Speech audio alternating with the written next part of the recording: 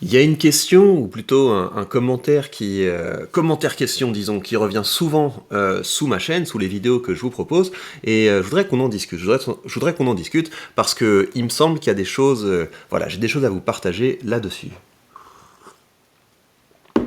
Il y a beaucoup de gens qui me demandent qu'est-ce que tu as lu, quels sont tes outils, comment est-ce que tu te formes pour apprendre à investir. Alors, la première chose, c'est qu'il faut que je coupe quelque chose tout de suite. Ne me prenez pas comme quelqu'un qui sait investir. Je ne suis pas une référence du tout en matière d'investissement. Je suis quelqu'un qui investit. Quelqu'un qui se lance ce défi d'investir régulièrement, autant qu'il peut, aussi souvent qu'il peut, et je documente cette aventure avec vous. Voilà, vous êtes sur une chaîne de do it yourself, vous êtes sur une chaîne un petit peu où on part à l'aventure. Ce serait exactement le même genre de vidéo de quelqu'un qui se dit à partir de maintenant je vais faire du sport tous les jours, à partir de maintenant je vais lire un livre tous les jours, à partir de maintenant je vais manger sainement, etc. Vous suivez l'aventure de quelqu'un qui n'est pas un expert dans le domaine, quelqu'un qui se forme au fur et à mesure et qui partage son parcours avec vous. Si vous voulez quelqu'un qui sait vraiment investir et qui peut vous donner de la théorie sur l'investissement, vous allez voir la chaîne de Xavier Delmas. Voilà, vous avez la chance d'avoir dans le monde francophone un investisseur comme Xavier Delmas sur la chaîne Zone Bourse qui partage son savoir. Donc là, vous allez avoir du savoir. C'est là-dessus qu'il faut aller. Mais on va rentrer un petit peu plus dans le détail, parce que si vous voulez, j'ai le même problème sur ma chaîne de rhétorique, et sur ma chaîne de rhétorique, là pour le coup, j'ai une vraie expertise, donc je pourrais vous balancer tout un tas de références, mais très souvent, les gens qui demandent des références pour se former, les gens qui disent des choses du type « j'aimerais bien commencer à investir, mais je me demande si, que penses-tu d'eux, est-ce que tu as des recherches sur, etc. » Souvent, ces gens-là, c'est pas les meilleurs. C'est des gens qui ont un état d'esprit qui les retarde beaucoup pour pouvoir vraiment progresser dans l'investissement. Et c'est pareil en rhétorique. On n'apprend pas la rhétorique en lisant des livres sur la rhétorique. On n'apprend pas la rhétorique en allant voir la théorie de Quintilien ou je sais pas quoi. Non, on apprend d'abord la rhétorique en faisant des discours, en créant du contenu, en faisant des vidéos. C'est comme ça qu'on apprend la rhétorique. Et ensuite, une fois qu'on s'est lancé, une fois qu'on a commencé à produire, une fois qu'on a un sens pratique de ce qu'est la discipline, et ben là oui, on va aller voir des grands auteurs, mais non pas comme des références absolues, on va aller voir des théoriciens, des auteurs, des orateurs, etc., et on va les traiter comme des interlocuteurs. Ah oui, tiens, il fait comme ça. Ah oui, tiens, il conseille de faire comme ça. Ah oui, tiens, ça c'est pas une mauvaise idée, je pourrais tester ça. Mais l'idée, c'est que vous allez voir les références alors que vous n'êtes pas une page blanche. C'est ça qui est important. Parce que si vous êtes une page blanche, bah, vous allez voir un premier auteur, un premier orateur qui va dire qu'il faut faire comme ça. Vous allez vous dire, ah ouais, tiens, c'est bien. Puis après, vous allez voir un autre qui va dire, il faut faire comme ça. Vous allez vous dire, oulala, là, il y a une contradiction, erreur 404, je ne sais plus où aller.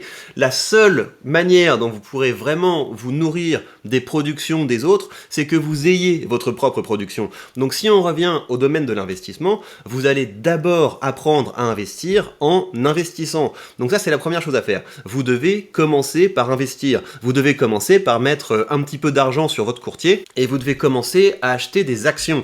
Et vous devez le faire. Bah voilà, évidemment, à la fin de cette vidéo, de toute façon, je vais vous donner deux vidéos qui sont pour moi importantes que j'ai créées sur ma chaîne. La première vidéo, c'est une vidéo où je vous présente les chaînes YouTube que je regarde, parce que moi je me suis formé à l'investissement non pas dans des livres, mais en regardant l'aventure d'autres investisseurs comme moi qui partagent leur expérience. Et ça, c'est une chance incroyable qu'on a à notre époque, c'est que vous pouvez être directement en contact avec des gens qui acquièrent de l'expérience et qui partagent cette expérience. C'est comme ça qu'on apprend à investir. Moi, j'ai appris à investir en voyant des gens qui testaient des trucs, qui documentaient leur aventure, et ça me permet d'apprendre à la fois de leur réussite et de leurs erreurs, mais si je peux apprendre de leurs réussites et de leurs erreurs, c'est parce que moi-même j'ai un chemin, moi-même je suis engagé, moi-même je pratique, moi-même je travaille. Mais je vais quand même vous donner à la fin de cette vidéo mon top des chaînes YouTube sur l'investissement, qui me semble intéressante à suivre. Et puis l'autre chose que je vais partager avec vous, c'est, je vous avais fait une vidéo sur les critères que je prends en compte quand j'analyse une action.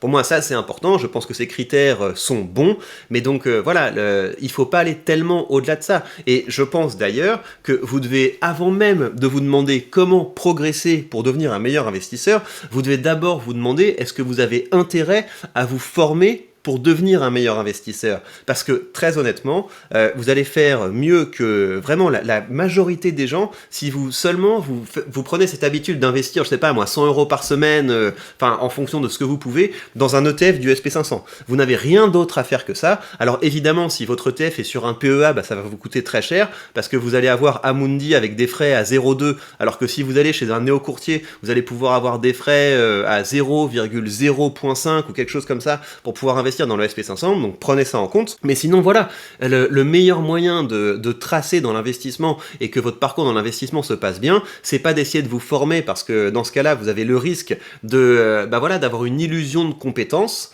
et de faire des choses qui sont extrêmement compliquées, qui vont vous prendre du temps, alors que vous seriez bien plus avancé en simplement mettant un peu d'argent dans un ETF comme l'ETF SP500. Donc avant de vous demander comment vous former, demandez-vous est-ce que c'est un bon calcul de vous former. Moi, les vidéos que je vous fais sur l'investissement, je les considère pas tellement comme des vidéos de formation, je les considère comme des vidéos de motivation et de divertissement. Pour moi, c'est là que je peux vous apporter quelque chose. C'est que vous allez voir l'aventure de quelqu'un qui tient le coup quand ça craque. Voilà, c'est ça que vous allez voir en regardant ma chaîne. Là, vous allez voir que les marchés vont tanguer parce que en gros, parce que les gros investisseurs qui font bouger le marché n'aiment pas la rentrée et donc ils sont absolument focalisés sur les mauvaises nouvelles. Donc ils sont focalisés sur le prix de l'énergie, ils sont focalisés sur la guerre en Ukraine qui n'en finit pas, ils sont focalisés sur les pénuries, ils sont focalisés sur l'inflation, le climat social tendu, etc. Donc tout le monde est vénère quand c'est la rentrée, personne n'aime la rentrée et donc ils vont appuyer sur le bouton vendre, ouais, j'en ai marre, je quitte l'investissement, etc. Et donc là, on va rentrer dans une période où il y a beaucoup de gens qui vont capituler. Et moi, je vous le dis, le marché pourrait baisser pendant 10 ans que je continuerai d'investir. Je continuerai d'investir parce que je sais que sur le long terme, le génie humain fait que on va continuer à avoir de la croissance. Voilà, c'est comme ça. Il y aura toujours des gens qui vont être capables de créer des entreprises pour pouvoir régler des problèmes. Il y aura toujours ça. Il y aura toujours des gens qui vont être des capitaines d'industrie. Il y aura toujours des gens qui vont être capables d'utiliser leur génie pour pouvoir progresser, pour pouvoir avancer. Et la bourse vous permet de participer à ça. C'est ça la bourse. La bourse est souvent représentée comme voilà ce temple du capitalisme, etc.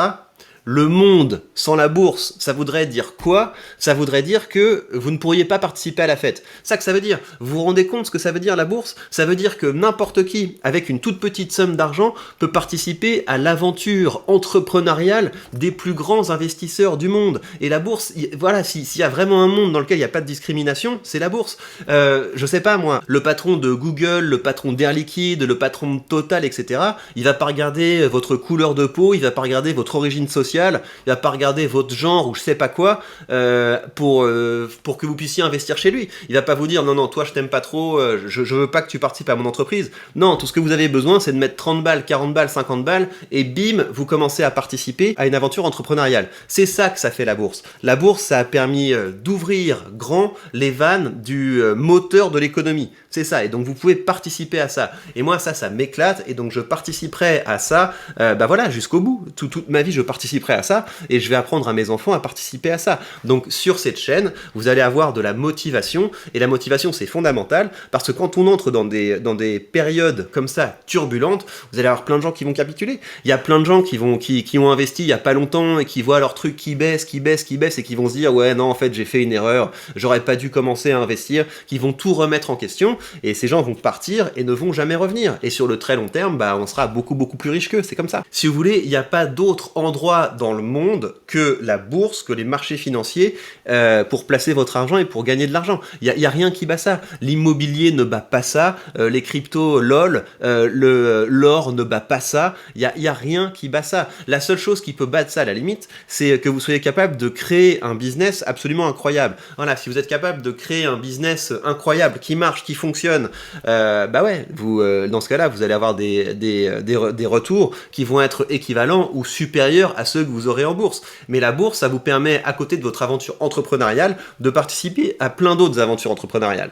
Donc voilà, sur ma chaîne, vous allez avoir ça, vous allez avoir le contenu de quelqu'un qui va pas se mettre à flipper, de quelqu'un qui va pas se mettre à paniquer quand les marchés baissent. Là, regardez mon portefeuille. Mon portefeuille, je sais pas si vous vous souvenez, mais il y a ne serait-ce que 3 semaines, on avait passé la barre des 1000 € de plus-value Et là, on est aux alentours de 200 quelque chose, etc.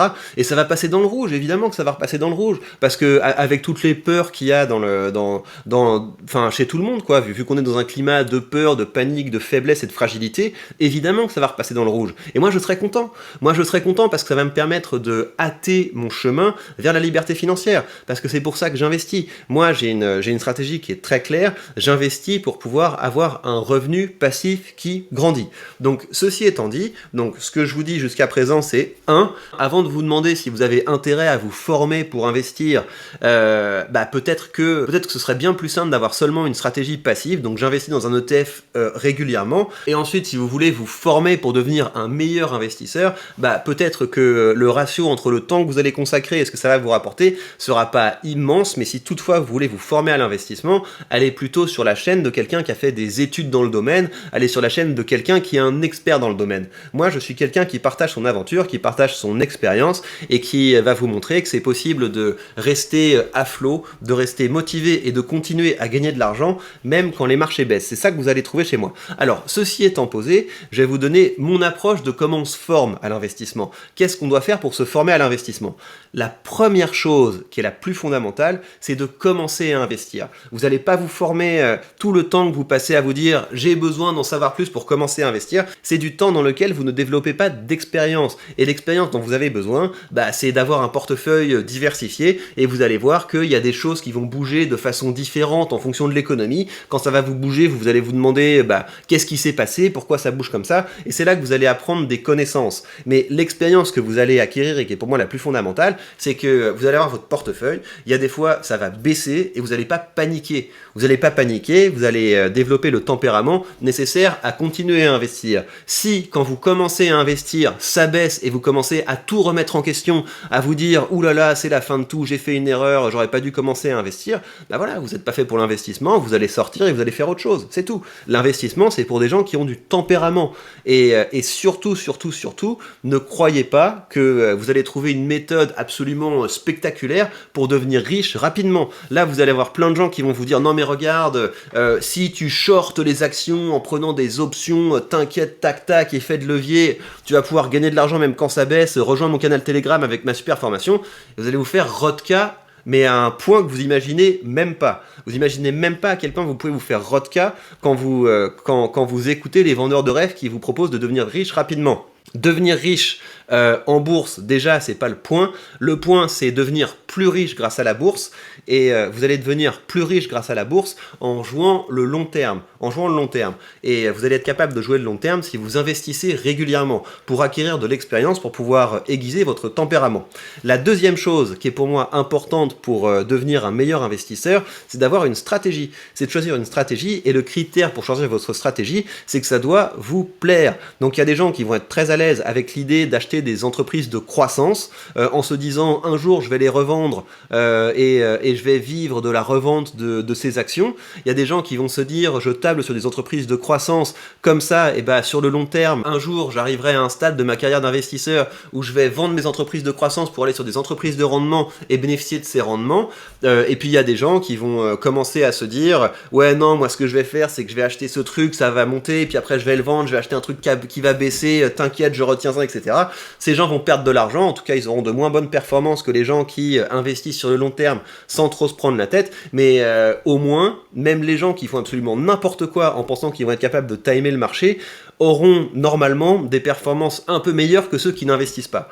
Donc le plus important, c'est de choisir une stratégie avec laquelle vous êtes à l'aise, qui va vous permettre de mettre de l'argent de côté régulièrement, et cet argent va fructifier. Mais cet argent grandira d'autant plus que vous ne serez pas en train de jouer avec constamment en pensant que vous êtes plus malin que les autres.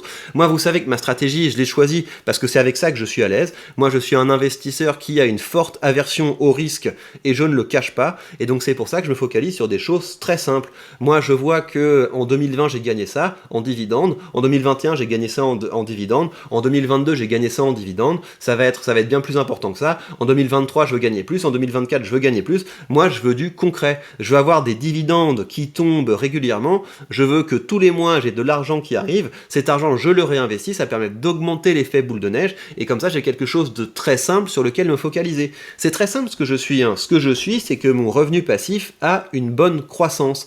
C'est ça le plus important. C'est la chose principale pour moi. C'est très simple à suivre. C'est très simple. Bah voilà, il suffit quand les marchés baissent d'investir, de continuer d'investir. Comme ça, j'ai mon rendement qui augmente et je me rapproche de mon objectif. Et c'est un bel objectif, hein, parce que l'idée, c'est qu'au bout d'un moment, bah voilà, je vais commencer à avoir régulièrement du 300 euros qui va tomber. Ensuite, je vais avoir régulièrement du 400 euros, du 500 euros, du 600 euros qui va tomber. Et puis un jour, bah voilà, j'aurai 3, 4, 5 000 euros. On verra jusqu'où je pourrais aller, qui tombera tous les mois grâce aux dividendes, et ce sera de l'argent complètement passif pour lequel je n'aurai pas à travailler. Donc cette stratégie est toute simple, c'est la stratégie que j'ai adoptée, mais ça demande du tempérament, parce que si vous commencez à avoir une stratégie à dividendes, et quand vous êtes dans des marchés qui sont super haussiers, vous vous dites ouais en fait c'est nul d'investir dans les entreprises à dividendes, j'ai envie d'investir dans le nouveau machin truc, etc. Si vous commencez à changer de stratégie en cours de route, vous n'aurez pas le meilleur de votre stratégie. Là, quand les marchés baissent, c'est vrai que la stratégie à dividende devient plus attractive parce qu'on sait sur quoi se focaliser, on sait à quoi se tenir, on sait qu'on est en train de faire de bonnes affaires en augmentant nos rendements. Mais voilà, peut-être que quand les marchés vont se retourner, vous allez commencer à vous ennuyer. Moi, ça m'ennuie pas. Moi, cette stratégie ne m'ennuie pas. Cette stratégie me plaît. Et j'arrive à la dernière chose qui est pour moi importante pour bien progresser, pour bien se former à l'investissement. Donc, première chose, commencer à investir en arrêtant de se poser des questions du type oui, mais si, machin truc, dans 40 ans, etc. Bah ok, attends 40 ans, puis tu verras bien si ça a été un bon choix. Donc commencez à investir, déterminez une stratégie avec laquelle vous êtes à l'aise, et puis la troisième chose pour moi c'est de mesurer sa performance. Et donc vous savez que je mesure ma performance régulièrement, moi je le mesure toutes les semaines, avec des outils qui sont très simples, mais évidemment mesurez pas toutes les semaines. Moi je mesure toutes les semaines parce que c'est rigolo, parce que ça me permet de vous faire des vidéos où on regarde est-ce que j'ai réussi à battre le SP500 ou quoi, mais voilà, si vous mesurez votre performance tous les trimestres, tous les semestres ou même tous les ans, ça va quoi. Moi ça vous donne une idée de ce que vous pouvez regarder pour pouvoir mesurer votre performance. Ça vous permet là, pour le coup, ça vous permet peut-être de vous former un petit peu à ce qui est intéressant, mais voilà, moi je m'assure bien que je ne suis pas en train de décrocher complètement par rapport au SP500. Pour le moment, je bats le SP500, mais voilà, je sais très bien qu'à un moment, les courbes vont se croiser, parce que ça me paraîtrait absolument invraisemblable que je puisse battre comme ça le SP500 sur le long terme. Et donc ce que je vais regarder, c'est que si mon objectif c'est d'abord d'avoir des dividendes qui tombent, je ne veux pas non plus que ma stratégie m'appauvrisse en termes de capital. Et donc c'est pour ça que je vais regarder, je vais toujours suivre si je ne décroche pas trop par rapport au SP500. Là j'ai un rendement qui est plus élevé que le SP500 si vous voulez, donc je gagne sur les deux tableaux. J'ai un rendement qui est plus élevé que le SP500 et mon capital s'apprécie plus que si j'étais dans le SP500. Mais je sais très bien que ça peut se retourner. Et donc je vais faire très attention à ça. Si je décroche trop, et ben je me dirais bah ok, je vais aller peut-être un peu plus côté croissance. Mais donc c'est important d'avoir un peu une idée, même une idée grossière de est-ce que je suis pas en train de faire n'importe quoi. Il faut raisonner en termes de coût d'opportunité. C'est ça le concept qui est important, le coût d'opportunité. J'ai décidé d'investir dans quelque chose, j'ai l'impression que mes performances sont pas trop mal, mais est-ce que j'aurais pas des performances vraiment meilleures si j'avais fait d'autres choix? Donc vraiment, s'il y a une chose à retenir de cette vidéo, c'est perdez pas trop de temps à vous poser tout un tas de questions théoriques sur tac, est-ce qu'il faut investir plutôt comme ça, plutôt maintenant, plutôt plus tard, etc. Commencez à investir en mettant des petites sommes avec lesquelles vous êtes à l'aise, et c'est là que vous allez acquérir de l'expérience, et surtout ça vous permettra de regarder de comparer vos performances avec les miennes en ayant un petit peu quelque chose, une base pour comparer. Parce que sinon, si vous n'avez pas commencé à investir, quand vous regardez quelqu'un qui fait du contenu comme celui que je suis en train de faire, vous êtes une page vide, vous n'avez pas d'esprit critique, vous n'avez rien pour pouvoir comparer. Donc commencez à investir, regardez si vous avez le tempérament pour, là c'est une excellente période pour commencer à investir, parce que voilà, il y a plein de moutons qui commencent à investir quand tout va bien, et après quand ça commence à aller mal, ils se disent « Ouh là là, je ne comprends plus, qu'est-ce qui se passe ?» etc. Ils sortent des marchés, et voilà, fini, bye bye, ils reviennent pas. Alors que là, vous avez une période qui est parfaite pour commencer à investir. Pourquoi ? Parce que les marchés baissent. Donc vous allez commencer à investir, vous allez voir que votre capital, d'un jour à l'autre commence à diminuer, et vous allez encaisser ça. Vous allez encaisser ça, vous allez vous dire que sur le très long terme, bah là, vous êtes en train de faire de bonnes affaires, et donc quand ça va passer dans le vert, bah voilà, vous aurez mis plein de points dans la vue par rapport à ceux qui se seront retenus d'investir, par rapport à ceux qui auront eu peur et qui ont vendu. Voilà, je vous rappelle que si vous voulez commencer à investir, vous avez sous cette vidéo le lien vers le courtier que j'utilise, et en suivant ce lien, vous bénéficiez d'une action gratuite dès que vous créditez votre compte. Et voilà, profitez de cette période trouble pour vous forger un tempérament, et c'est comme ça que vous gagnerez de l'argent sur le long terme. Prenez bien soin de vous et à très vite pour de prochaines news.